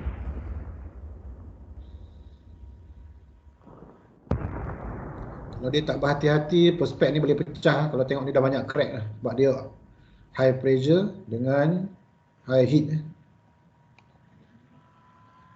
Okay, kod dulu yang tu, nak tengok apa sebenarnya yang berlaku.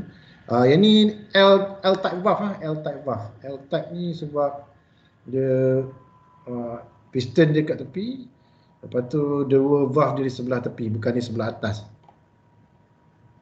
Okay.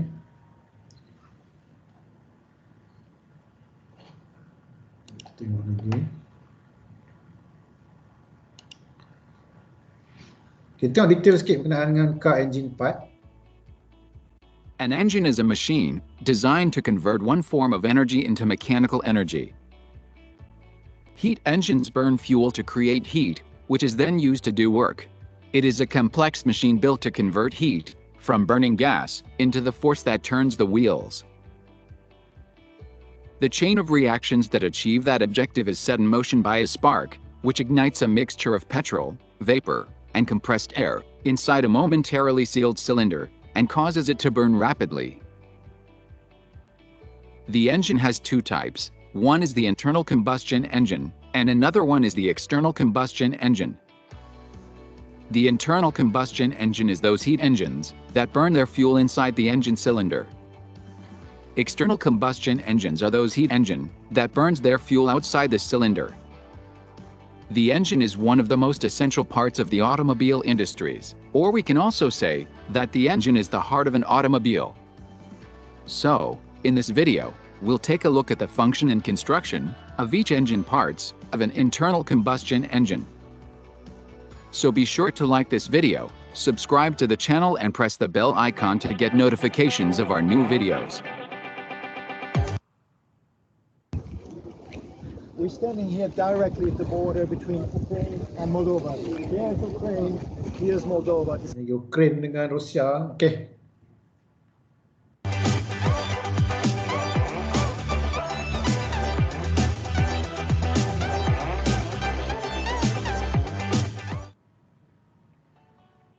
The main parts of a car engine are cylinder block,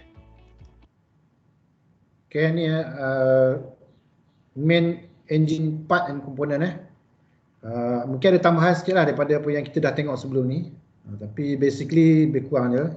cylinder head, oil pan, Oil pan atau oil sump. Okay, cylinder head tadi kita tengok satu kan, so ini yang the construction of the full engine. Okay, cylinder head tempat mana valve dengan spark plug di mana ignition tu berlaku. Okay, dan the cylinder block. Okay, block di mana piston yang bergerak di dalam cylinder. Oil pan ni tempat lubricating oil lah yang membasahi keseluruhan engine. Okay, kita tengok lagi. manifolds, Okay, intake ni masuk manifold masuk, maknanya oksigen disedut di dalam intake manifold dan sekiranya engine turbo charge atau supercharge, lepas intake manifold ni dia ada selepas ke sebelum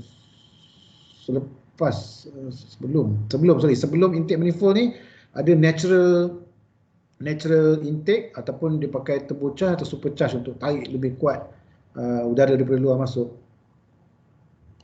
gasket, Okay, gasket. Okay, biasa yang ni kalau kita buat maintenance, biasa kita akan buat servis, kita akan tukar ni head gasket, intake manifold gasket, lapik-lapik dan oil pan gasket, exhaust gasket. and piston, a piston ring, piston pin, connecting rod, crankshaft, camshaft, flywheels, rod bearing, main bearings, and bearing caps. Now let's take a look at each of engine parts with details, starting with cylinder block. It is the basic framework for the engine and one of the main part of an engine. A cylinder block consists of three parts: the cylinder in which the piston slid up and down, the port or opening for the valves, the passages for the flow of cooling water. The cylinder block is usually made of gray cast iron or aluminium and its alloys, while the crankcase is fixed to its bottom. Apart from these, other parts like timing gear, water pump, ignition distributor, flywheel, fuel pump are also attached to it. Coolant passages are provided in the cylinder walls for the circulation of cooling waters. So dalam cylinder block tu dia ada lubang-lubang lah yang mana terpanggil juga water jacket, di mana air coolant akan bergerak sekitar body dia. That's why saya cakap kalau overheat ataupun pembakaran tak lengkap dia boleh crack sebab kereta saya pernah berlaku lah. Okay, plug saya tak tukar dan saya suspect dia berlaku overheating dan dia crack di salah satu piston lah. dekat lubang air ni. So air sedikit dia sikit crack, tapi air masuk dalam piston. Menyebabkan kereta Wira saya hanya 3 piston je yang berfungsi, balik daripada Balakong ke Penang dengan 3 piston je. So kereta saya maksimum speed 30 km sejam je. Saya balik juga ikut highway malam tu. Alhamdulillah boleh juga panjat bukit-bukit kat Ipoh semua tu, alhamdulillah. Tapi jalan 3 piston je lah yang jalan. So saya dah tahu dia bila kita hantar ke kedai dekat cylinder block tu ada crack. Cylinder block also carries lubrication oil to various components through drilled passages, that is called oil galleries. Cylinder head. The cylinder head is another main part of an engine. It is a joint between the cylinder head and cylinder block. It is usually made up of cast iron and aluminium alloy. The cylinder head is attached to the cylinder block using studs fixed to the block gaskets, which are used to provide a tight leak-proof joint between the head and block. The cylinder head contains a combustion chamber above each cylinder. And it also contains valve guides, valve seats, ports, coolant jackets, and threaded holes for spark plugs. It incorporates passages for the flow of cooling water. There are 3 different types of cylinder head is available that depends upon the valve and port layout. Loop flow type, offset cross flow type, and inline cross flow type. In the loop flow type, the inlet and the exhaust manifolds are on the same side, which facilitates preheating of the intake air. In the offset cross flow type, the inlet and the exhaust Okay, loop flow type, internal valve dengan exhaust valve duduk pada side yang sama.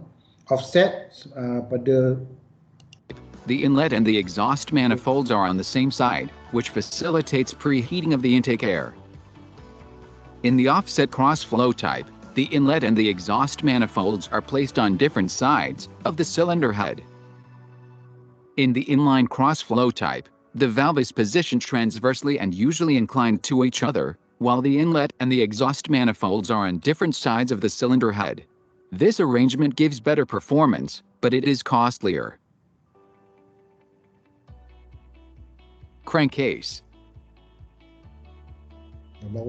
The oil pan and the lower part of the cylinder block together are called the crankcase. It is the bottom portion of the cylinder block, in which the crankshaft is fitted. This is a rigid construction made of gray cast iron or aluminium. Either it can be cast integrally with the block, or can be cast separately and attached to the block with bolts. The crankcase is shaped simply like a box, having no bottom surface. The function of the crankcase is to provide support for the main journals and bearing of the crankshaft, rigidly maintaining the alignment of their axes of rotation under various engine loads.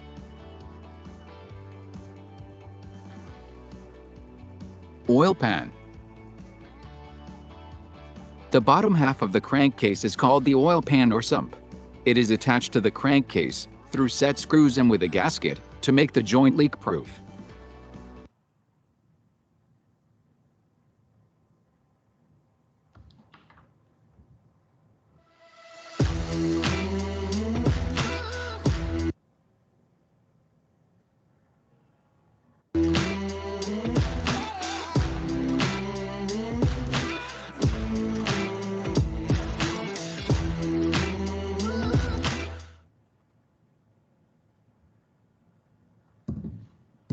My internship was with RBC in their Global Markets division.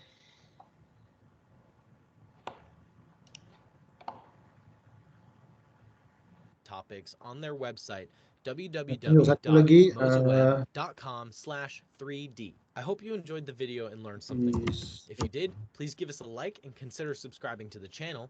It helps.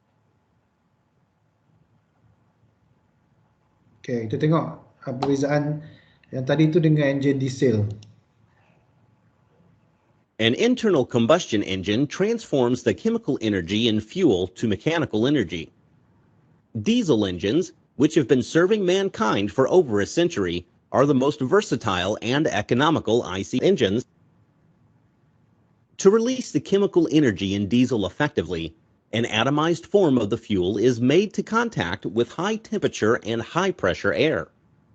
This energy is effectively transferred as mechanical rotational energy. So the operation of a diesel engine is all about producing high temperature and high pressure air continuously. We will see how this is achieved in this video. Kalau tengok basically sama je kan konsep dia. Dia pakai inlet dengan outlet valve juga. Apa beza engine diesel ni? Kalau kita tengok bahan bakarnya petrol dan bahan bakar diesel. Mungkin akan ada perbezaan pada gas yang terhasil kot. Kita tengok. Piston, connecting rod, crank, and cylinder form a mechanism called slider crank mechanism.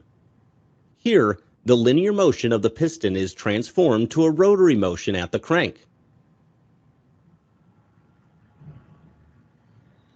In an IC engine, this mechanism is properly supported in an engine block. Cylinder head, valves, and fuel injector are fitted above the engine block. When the piston moves downwards, inlet valves open and fresh air from outside is sucked in, or, in other words, the engine breathes. During the return stroke, inlet and exhaust valves are closed, and the air inside the cylinder gets compressed. During the compression stroke, the piston does work on the air, so the temperature and pressure of the air will rise to a level which is higher than the self-ignition value of the diesel. An atomized form of diesel is injected into this compressed air. The fuel gets evaporated and undergoes an... Okay. Alright, baru saya faham. Untuk enjin diesel, apabila stroke pertama, valve inlet akan memasukkan udara, oksigen daripada luar. So piston akan turun bawah. Bila stroke kedua, piston tu kompreskan udara, dia akan kompreskan udara tadi. Jadi instead of spark plug, kalau yang diesel, kalau yang petrol, yang masuk masa stroke pertama adalah oksigen dan fuel dan petrol. Tapi untuk enjin diesel dia tak macam tu, dia masuk udara, kemudian dia kompres, kemudian ada satu injektor, diesel injektor, mana diesel tadi dah dipanaskan. Diesel tadi dah dipanaskan, so bila dia injekkan diesel yang panas kena dengan udara tu, so dia akan terbakar. Instead of spark plug, dia gunakan hot diesel lah. Diesel yang panas. Kat situ je beza dia. Enjin diesel dengan enjin petrol. Uncontrolled spontaneous explosion. As a result, the pressure and temperature rise to high level values. The high energy fluid pushes the piston downwards. The hot air does work on the piston, and energy in the fluid is converted to the mechanical energy of the piston. This is the only stroke where the piston absorbs power from the fluid. Due to inertia of the system, the piston moves upwards again. This time, the exhaust valves open and the exhaust is rejected. Again, the suction stroke happens. This cycle, which has a total 4 strokes, is repeated over and over for continuous power production. Diesel panas, bakar. You may have noticed that a bowl is provided on top of the diesel engine piston. During the compression stroke, this bowl helps produce air that is rapidly swirling. Thus, the injected fuel gets mixed with the air effectively. So dia terbakar apabila diesel yang disemburkan tu kena dengan udara yang dia kompres pada suhu dan tekanan yang tinggi. So automatik diesel tu akan terbakar. Itu beza dengan petrol. Jadi kalau awak ambil degree nanti, dia akan ada dua calculation yang berbeza lah, apa yang berlaku dalam pembakaran. Dalam enjin petrol, spark tu dia initialkan api dan membakar oksigen dan fuel. Tapi untuk enjin diesel, tekanan dan haba yang dihasilkan oleh piston tu sendiri akan menyebabkan diesel yang dia sembur tu terbakar. Sebab diesel dalam silinder tu sendiri dah panas. Sebab tu enjin diesel dia tahan lasak. The mechanical design of IC engines, particularly that of diesel engines, is a challenging and interesting task. Since the combustion process in diesel engines is never uniform and smooth, they are prone to more vibration and noise compared to petrol engines. Thus, diesel engines require a rugged structural design. So, apabila pressure yang tinggi dihasilkan oleh piston, bunyi dia, vibration dan bunyi dia lebih kuat daripada enjin petrol.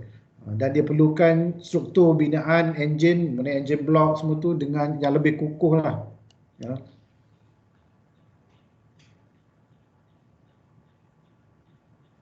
Out of the 4 strokes, it is only during the power stroke that a tremendous amount of force is exerted on the piston. So a single-cylinder engine will always have high force non-uniformity as shown. Similarly, the output power will also have a fluctuating nature.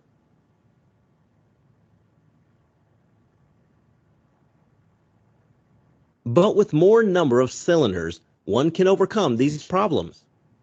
Consider this 4-cylinder engine. Here, 4 different strokes can occur at a time. So, sama juga macam tadi kalau ada 4 piston, so setiap piston akan terbakar pada waktu yang berbeza. Untuk diesel pun sama juga. Kalau tengok stroke dia tak sama. Kalau ada 4 piston, stroke dia pun tak sama. Stroke 1, stroke 2, stroke 3, stroke 4. So the power stroke is always present in the engine. As a result, a 4-cylinder engine will have better force and power uniformity. In short, the more cylinders an engine has, the smoother it will operate. So the more cylinder, lebih banyak cylinder dan piston, lebih smooth dia punya power yang terhasil tu lah. Sebab tu kalau kereta-kereta yang lasak, yang power tu kan, dia kalau tengok dia jenis V8, V12 kan, V6, V8, V12 lebih tinggi dia punya piston ataupun silinder yang ada, lebih kuat lah enjin tu.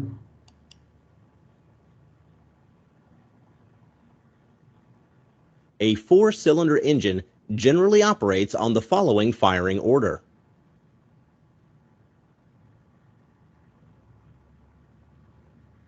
Macam mana nak susun? Kalau tengok kat bawah ni, stroke 1, kita tengok boleh. Stroke 1, dia different. Cylinder engine generally operates on the following firing order. Okay, tengok piston mana jalan dulu, yang terbakar dulu. Okay, 1, 3, 4, 2. 1, 3, 4, 2. Dia adjust 1, 3, 4, 2. Okay, kat mana dia nak adjust 1, 3, 4, 2, dia akan adjust dekat camshaft kat atas tu. A heavy flywheel which acts like a power reservoir further helps in smoothing out non-uniformity of power. A huge unbalanced force arises in the form of dynamic unbalance due to the excessive mass at the connecting rod side. This is negated by providing counterweights on the crank side.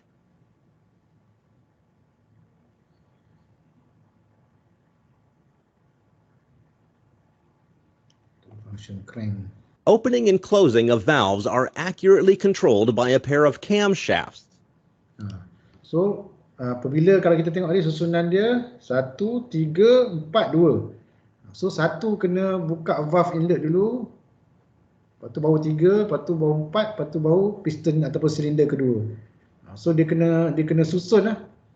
Camshaft ni, dia kena susun betul-betul supaya bukaan inlet dan outlet valve ni mengikut susunan pada crankshaft tadi. Ni yang kritikal lah kalau pomen dia nak buat adjustment dia akan tengok kat sini. Sebab kalau once dia dah buka, dah lari pada manufacturer setting, ini memang habis lah. Tapi kita tak adalah, kita tak adalah sampai tahap tu. Kita nak buat servis yang kita bukan nak servis dia, nak kira tepat tak tepat. Cuma kita akan ambil tahu, kita dah tahu komponen valve, spring, head, piston pun semua. So kita akan buat servicing pada part-part yang tu je lah, kalau diperlukan. Itu pun kena ada ilmu tambahan lah. Okay, ada satu lagi video kita tengok, petrol versus diesel.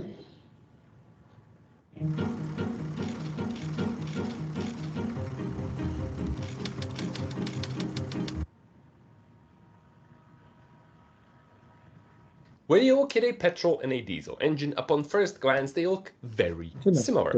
And that makes sense because after all, both are internal combustion engines. They do their combustion internally, which results in them having very similar anatomy. Both petrol and diesel engines have a cylinder block and a cylinder head, some camshafts, some valves, some pistons, a crankshaft, and some rods. The anatomy is very similar. What's different is the way they do their combustion. Okay. Ni dia ulang balik lah macam mana tadi kita tengok satu persatu macam mana enjin petrol melakukan pembakaran, di mana pada inlet valve dia akan masuk oksigen dan fuel.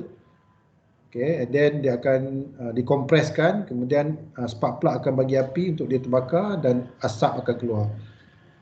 Untuk diesel pula, dia akan masukkan oksigen saja, udara saja. Okay, kemudian piston tu sendiri akan menekan ataupun memberi tekanan yang tinggi pada udara atau oksigen tadi pada suhu yang tinggi, dan apabila diesel injector dia sembuh tu, dia terus terbakar sebab dia pada suhu tinggi. And a more accurate term to describe petrol and diesel engine. Saya nak balik pada satulah, kalau masih ingat lagi formula yang saya bagi, P V sama dengan nRT. Okey. Jadi apabila P tinggi, dalam konteks ni lah, P tinggi, pressure tinggi, di sebelah persamaan PV nRT, P sebelah kiri tinggi, so T akan meningkat lah untuk maintainkan kestabilan. So pressure dia tinggi, T dia akan naik. Bila dia tekan pressure, piston tu tekan pressure tinggi, so T automatik akan naik. Naik suhu dia tu cukup untuk membakar diesel. Itu tahap takat lembu, takat didih diesel tu akan dia punya suhu tu pada takat didih diesel menyebabkan diesel tu akan terbakar. Engines is actually spark ignition and compression ignition engines. So tu beza dia, spark ignition dengan compression ignition. Spark ignition dia akan bekalkan api untuk pembakaran daripada spark. Compression ni daripada piston tu compress udara tu pada suhu yang tinggi. Okay, beza spark and compression. So, petrol and diesel. Now, all commercially available petrol engines are spark ignition engines, meaning that they have a spark plug in the combustion chamber. And what the spark plug does is, well, it creates a spark. Now, to create a spark, this spark plug needs voltage, and the voltage is supplied by the vehicle's ignition system. On older vehicles, the ignition system consists of a distributor and an igniter, but on newer vehicles, the ignition system is distributorless, and instead we have coil packs or a coil on plug ignition system. But regardless of the kind of the ignition system, they all work the same way. As we said, they provide voltage to the spark plug, a lot of voltage, usually in excess of 20,000 volts.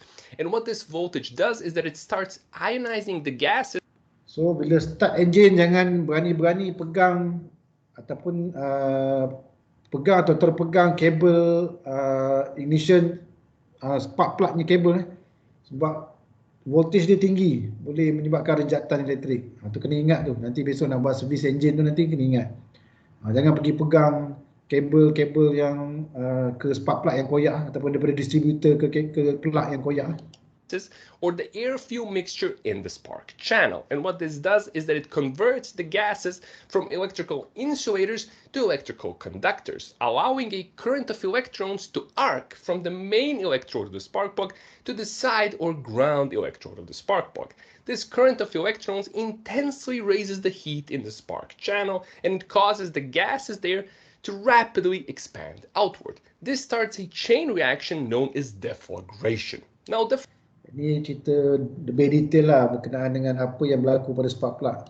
Deflagration is a bit of a weird word, but what you have to know about it is that it's a A petrol engine introduces fuel earlier than a diesel during the intake stroke of the engine, and the fuel and air inside a petrol engine are already properly mixed before the spark plug fires. Compared to this, a diesel introduces fuel much later, during the compression stroke of the engine. Fuel can only be introduced when the air is hot enough to ignite the fuel. And of course, the air is hottest when it's most compressed. And this is why the diesel only introduces fuel very late in the compression stroke. Okay, so fuel ataupun diesel disembuhkan pada kedudukan piston yang paling atas lah. Sebab pada kedudukan piston yang paling atas adalah udara tadi, dia kompreskan pada tekanan yang paling tinggi dan pada haba yang paling tinggi. Compare dengan enjin petrol, enjin petrol masa opening valve stroke 3 tu dia dah plug dah ignite lah, plug dah spark lah. Pada stroke yang ketiga tu, sebelum piston tu naik dia dah bakar dah. So bila dia bakar barulah ni kan, dia tolak piston tu. Just before the piston hits top dead center. Unlike petrol engines, which can feature port injection or direct injection or both, a modern diesel engine almost always features only direct injection, meaning that fuel is directly injected into the combustion chamber using some form of nozzle or more commonly an injector. And when a diesel injector fires, it sends a mist of very small droplets of fuel into the combustion chamber that is now filled with highly compressed. So, tugasan untuk awak nanti balik cari buat kajian sikit berkenaan dengan external combustion engine pada boiler. External combustion engine pada boiler tu dia menggunakan diesel. Adakah external combustion engine pada boiler sama dengan internal combustion engine pada kereta ataupun kenderaan diesel? Okay, ingat kenderaan diesel dia hanya kompreskan udara, barulah dia sembur diesel tu pada udara yang suhu dia dah tinggi dan pressure yang tinggi. Adakah pada boiler juga dia berfungsi macam tu? So boleh tanya Cik Ilyas, boilerman, ataupun tanyalah siapa-siapa yang tahu. Okay, so besok saya nak tanya esok di bengkel. Alright guys, saya ingat saya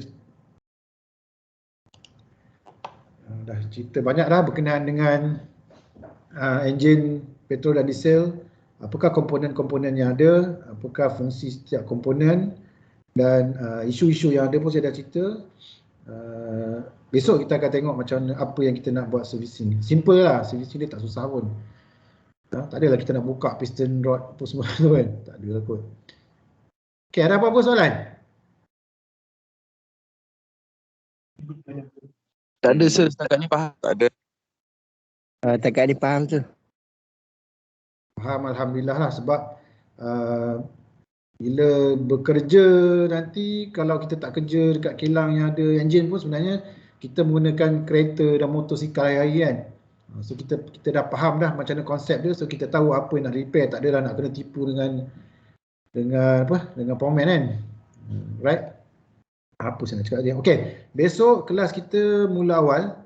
Instead of petang pukul 2, kita akan start 10.30. Okay. Ya. Kami Pak Lan ada sampai pukul 10.30. Kalau saya sambung 10.30 tu macam 10.45 tu okey lah juga. Tak apalah, kita letaklah 10.30. Kalau saya letak 10.45 lagi, pukul 11 lah baru sampai.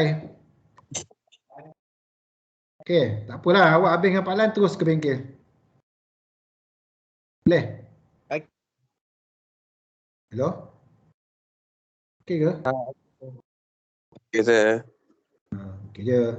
Tak apalah, saya tunggu kat bengkel. Janganlah buat-buat lambat lah apalah kan. Kita settle dengan Pak Lan, terus pergi bengkel, make sure pakai safety boot. Okay. So besok kita nak tengok enjin petrol. Alright. Okay, kalau tak ada apa-apa soalan, saya nak stop dulu kat sini. Jangan lupa saya peringatkan berkenaan dengan projek turbine. Wind turbine ke, water turbine ke, tak kisah. So nanti boleh start cari, jangan tunggu last minute minggu 16 nanti baru nak buat. Leceh lah. Kalau kita boleh settle awal lagi bagus. Terus kita present, terus hantar report projek tu. Boleh guys? So Raub, tak ada lagi dah esok. Nasri dengan Saiful pun tak buat lagi yang kompresor tu. Jumaat ni ada apa lah?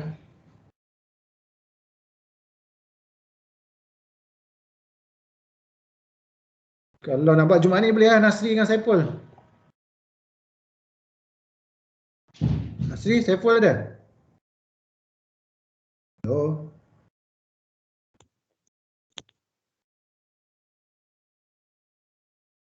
Main tak elok ke? Nasri dengan Saiful okey hari Jumaat ni petang. Jumaat pagi tak boleh. Jumaat pagi saya ke klinik. Jumaat petang boleh Nasri dengan Saiful. Pas mayang Jumaat tu. Boleh sir. Sekejap tu, sejam. Boleh. Right, insyaAllah. Okay, kita jumpa kat bengkel esok. Saya tangguhkan dulu kelas ini dengan tasbih kafarah dan surah Al-As.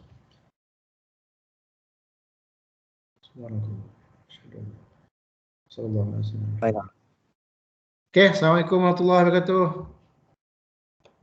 Waalaikumsalam warahmatullahi wabarakatuh. Thank you. Papa Roger. Janganlah Roger saya. Kalau bukan kecemasan, janganlah Roger pukul 3 pagi. Aduh, tengah tidur. Kalau kecemasan tak ada. Ada kalau awak baca dalam grup family tu kan? Adalah yang berlaku semalam. Tapi saya, yelah tak adalah, sama-sama lah kita jaga. Sebab dia punya sebab tu tak berapa ni sangat. Tak adalah emergency sangat. Alright. Hantu siapa ke? Ha? Hantu siapa? Yang cek 3 pagi tu. Adalah pagi tadi. Tapi itulah. Tak apalah benda nak jadi. Harap lepas ni tak ada. Amang. Arif kan? Bukan. Arif mana kau kan?